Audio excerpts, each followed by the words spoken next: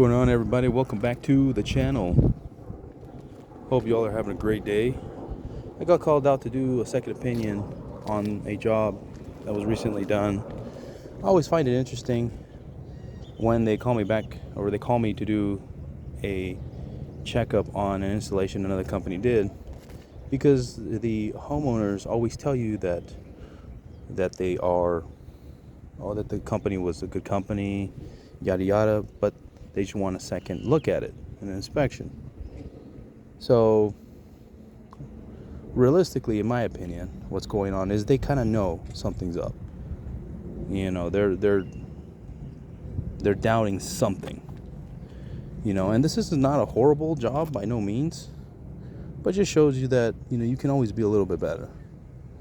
And y'all let me know what y'all think. Maybe I'm over exaggerating, but let's get started. First of all, the tar.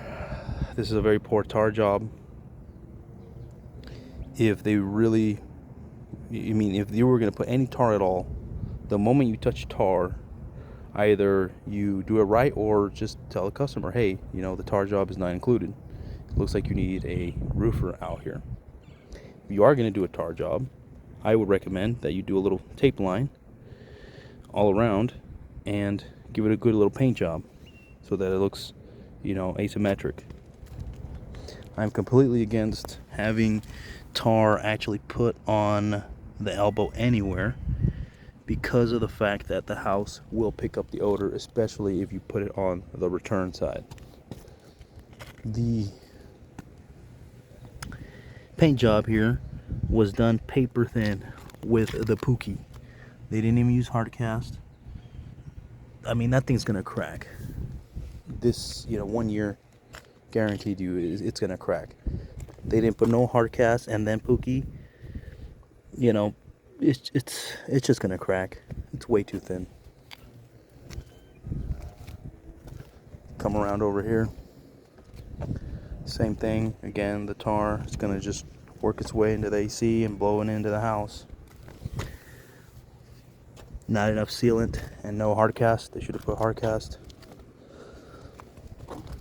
The drain line, the breather, it doesn't require a breather, because if it backs up, it'd be nice that it overflowed onto the roof, not backing up all the way into the AC and then overflowing, rusting out the cabinet and going into the house.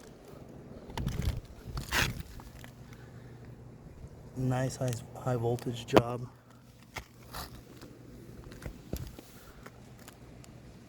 They didn't seal their screw holes, so yeah, I mean, that's what I would, that's what you can see just visually. If you go into the attic, the supply and return duct are originals. They're metal and the insulation is falling off. I would have highly recommended changing those out. But yeah, that's pretty much it, y'all. What do you guys think? Am I exaggerating a tad bit? Like I said, I personally don't think it was a horrible installation, but it would not be, in my opinion, a good installation either. So, alright, y'all. Well, thanks for watching. Like, subscribe, comment. Let me know what y'all think. Peace.